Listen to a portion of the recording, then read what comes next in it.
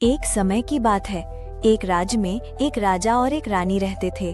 रानी बहुत ही धर्मपरायण और पतिव्रता स्त्री थी। हर साल वो तीज का व्रत करती थी। रानी के साथ उसकी एक दासी उसके सेवा में हमेशा रहती थी। रानी जहाँ भी जाती थी उसे साथ ले जाती थी। लेकिन उस दासी के मन में छल था। उसके पास एक जादुई सुई था। एक दिन जब रानी तेज पर स्नान के लिए सरोवर में जा रही थी, तभी दासी बोली, रानी जी जरा रुकिए, आपके बालों में जू तो नहीं, देख लूं। रानी ने सहजता से हाँ कर दिया। जू बेचने के बहाने दासी ने रानी के सिर में जादुई सुई चुभा दी। सुई चुभते ही रानी एक छोटी चिड़िया बन गई और उड़कर अपने महल के बगीचे में चली गई। दासी ने रानी के वस्त्र और आभूषण धारण कर लिए और रानी के वेश में महल चली गई। राजा भी उसकी पहचान न कर सके और उसे ही अपनी रानी समझ प्रेम पूर्वक रहने लगे। वहीं असली रानी अब एक चिड़िया पूरे दिन बगीचे में फुदकती और हर पत्ते पर बैठकर गाती। हे राजा दुष्ट, तुझे अपनी रानी और दासी में कोई फर्क नहीं दिखा। यह गाना चिड़िया दिन भर बगीचे में घूम घूम कर गाती रहती। एक दिन एक सेवक ने राजा से कहा, महाराज, एक चिड़िया रोज बगीचे में घूम घूम कर बोलती है कि हे राजा दुष्ट, तुझे अपनी रानी और दासी में कोई फर्क नहीं दिखा है।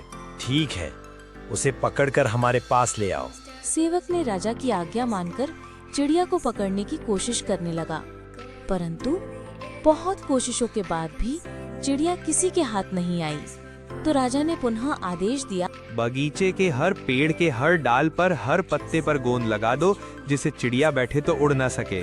जब अगली बार चिड़िया आई और वही पंक्ति गाती हुई टहनी पर बैठी तो उड़ न सकी। सेवकों ने उसे पकड़ लिया और राजा के पास ले आए। राजा ने उसे गोद में बिठाया और उसके सर पे हाथ फेरने लगा। तभी उसे चुभी हुई सुई दिखाई दी। राजा ने जैसे ही सुई निकाला, चिड़िया फिर से रानी बन गई। राजा हक्का बक्का रह गया और बोला, यदि तुम रानी हो तो वो कौन है जो अब तक महल में मेरे साथ थी? तब रानी ने सारा हाल सुनाया। तीज के दिन जब मैं स्नान करने जा रही थी, तभी दासी ने जू देखने के बहाने मेरे सर में जादुई सुई चुभा दिया और मैं चिड़िया बनकर मिसल के बगीचे में चली आई और ये मेरे वेश में महल चली। राजा को बहुत पश्चाताप हुआ। उसने तुरंत दासी को बुलाया और सच्चाई पूछी। दासी डर से सब सच बोल बैठी और क्षमा मांगने लगी, लेकिन राजा ने उसे माफ नहीं किया। उसने सजा सुनाई। एक गहरा गड्ढा खुदवाए और उसमें दही गुड़ डलवा दिया और दासी को गड्ढे में फेंक दिया। फिर राज्य के सभी कुत्तों से कटवाकर मौत की सजा दी और फिर राजा रानी खुशी खुशी रहने लगे।